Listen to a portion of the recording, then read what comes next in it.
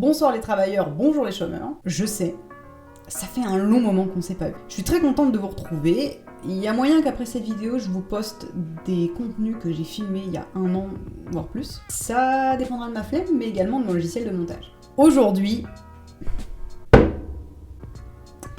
on se fait pas des amis. On s'attaque au mythe des Vikings et des dreadlocks. Il y a 5 ans, j'ai publié une vidéo sur l'histoire des dreadlocks dans laquelle je dis ceci. On retrouve ce style capillaire également en Europe avec des peuples germaniques, les Grecs, les Celtes, mais aussi les Vikings. J'étais partie pour vous dire, et c'est des conneries, mais je vais être plus clémente avec la Zoé du passé et je vais me contenter d'apporter de la nuance à ce propos et quelques précisions. Quand j'écris cette vidéo en 2019, je tombe sur cette information et je ne me pose pas plus de questions que ça, je l'intègre à mon script, je filme, je monte, je poste, et c'est tout. Le temps passe, et je vois revenir cet argumentaire de Vikings et dreadlocks très souvent lorsqu'une vidéo d'une personne blanche avec des dreads ou des locks est postée.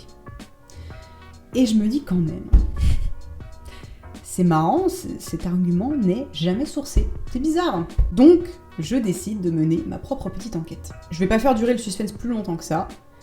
Il n'y a aucune preuve solide que les Vikings aient porté des dreadlocks. Alors, il n'y a pas de preuve non plus pour dire qu'ils n'en ont pas porté. Cependant, il y a beaucoup d'éléments historiques et archéologiques qui nous poussent à dire que Vikings et dreadlocks, ce n'est pas une réalité historique. J'ai participé à répandre une fausse information et aujourd'hui, je corrige le tir. Comme d'hab, petit rappel avant de commencer la vidéo, on n'a pas élevé les cochons ensemble. L'anonymat a tendance à donner des ailes à certains, donc tous les commentaires dégradants, insultants, négligents seront supprimés et je bloque à vue. Donc si toi là, tu t'es fait des locks parce que t'as envie de ressembler à un viking, et que la réalité historique t'importe peu, et ben voilà, on n'a vraiment rien à se dire, c'est pas la peine de venir m'insulter dans les commentaires. Dans un passage du Skaldskaparmal, une section de l'Edda islandaise du XIIIe siècle, Snorri Sturluson évoque différentes métaphores pour parler de l'or. À propos de l'une d'entre elles, il demande pourquoi l'or est-il appelé les cheveux de Sif. Il raconte que Loki a coupé les cheveux d'or de Sif, la femme du dieu du tonnerre, Thor.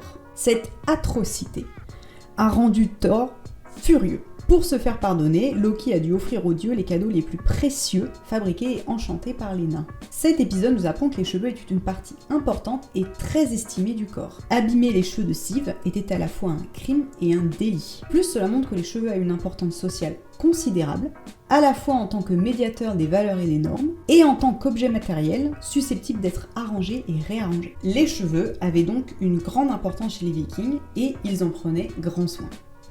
Et comment est-ce qu'on prend soin de cheveux typiquement caucasiens ?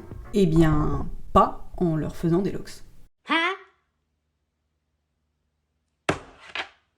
Alors vous pourriez me dire, mais les locks permettent de garder les cheveux longs, puisque les cheveux ne tombent pas, et ça permet de faire beaucoup de coiffures. Et vous aurez raison, après tout pourquoi pas. Seulement, les sources provenant des Vikings eux-mêmes, donc telles que les Edda, ou encore des sources externes, les peuples qui commerçaient avec les Vikings, font état de l'utilisation fréquente du peigne. Et il n'existe à ce jour aucune preuve qui démontrerait que les Vikings utilisaient ces peignes pour un usage autre que classique. Classique, c'est-à-dire pour démêler, donc partir du haut vers le bas. Pour faire des locks sur des cheveux comme les miens, que je prends comme exemple puisque je suppose que j'ai la nature de cheveux qui se rapproche le plus de celle que les Vikings pouvaient avoir à l'époque, eh bien il faut prendre une mèche de cheveux et la crêper, c'est-à-dire partir du bas vers le haut, puis passer le crochet. Évidemment, si j'arrête de les peigner, mes cheveux forment des locks, mais on vient de dire que les Vikings prenaient grand soin de leurs cheveux. Oh, faut suivre! De nombreuses sources historiques montrent que les Vikings étaient très soucieux de leur hygiène, y compris leurs cheveux. S'il est tout à fait possible d'assurer l'hygiène des dreadlocks, j'en sais quelque chose, dans le cas des Vikings, c'est assez peu probable. Il faut rappeler que les Vikings ne connaissaient pas le shampoing. Donc en fait pour eux, laver, ça consistait à démêler et passer l'eau. Donc d'un point de vue hygiénique, garder des locks permanentes va à l'encontre de l'intuition viking. Et je parle bien ici de locks sur des cheveux type caucasien, puisque les cheveux de type afro sont une autre nature de cheveux qui demande donc un entretien différent, etc.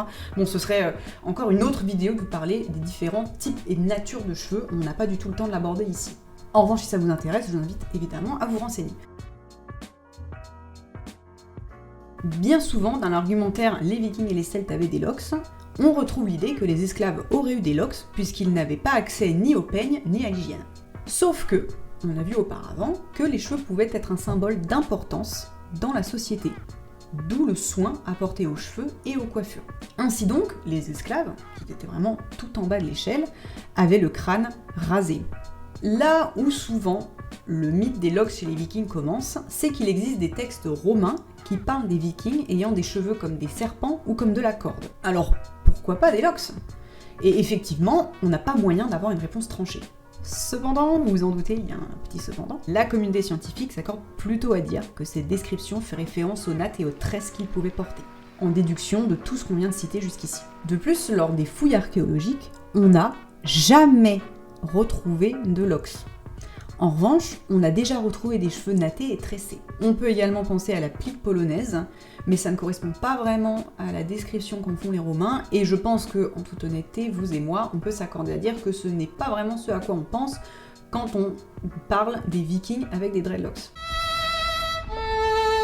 Il existe cependant, peut-être, une exception. Il s'agit de Harald Fairhair. Harald Fairhair a été le premier roi de Norvège, et il est possible qu'il ait porté des dreadlocks ou une coiffure qui s'en rapproche. La raison se trouve dans la saga d'Harald Fairhair, l'une des histoires du Heimskringla, qui raconte la conquête de la Norvège par les Norvégiens. Lorsque Harald Fairhair a entrepris d'unifier la Norvège et d'en devenir roi, il a fait le serment de ne pas se peigner, se brosser ou se couper les cheveux jusqu'à ce qu'il ait conquis toute la Norvège.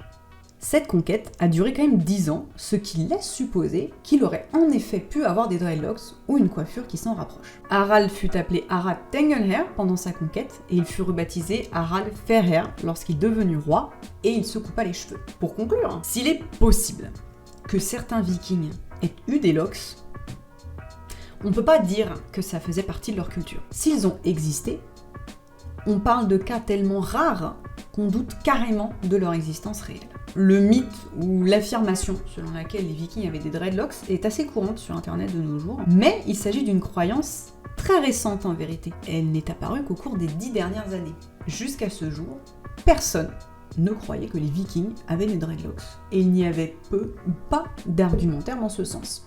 Plusieurs auteurs pensent d'ailleurs que c'est la représentation des Vikings dans les médias, les films, les séries, qui a contribué à créer un imaginaire éloigné de la réalité historique de comment étaient les Vikings, et en particulier de comment ils se coiffaient.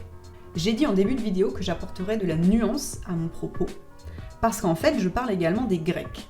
Et il est possible que les Grecs aient porté une coiffure qui ressemblait aux locks. Mais ça c'est encore un autre sujet, pour l'instant j'ai vraiment juste gratté l'écorce, donc je vais voir s'il y a matière à vous en faire une vidéo, et je reviendrai vers vous. Bon écoutez, c'est la fin, merci d'avoir regardé cette vidéo, j'espère qu'elle vous aura plu. J'ai laissé en description toutes les sources, mais également des petits compléments, si vous avez envie de savoir comment se coiffaient les Vikings, mais également c'est quoi l'Edda, quels sont les personnages que j'ai cités, etc. Je supprimerai tous les commentaires désobligeants, mais bien sûr, on peut quand même parler entre adultes. Écoutez, ça n'a jamais été aussi vrai qu'en ce moment, donc essayez de rester vivant jusqu'à la prochaine vidéo, et d'ici là, bisous.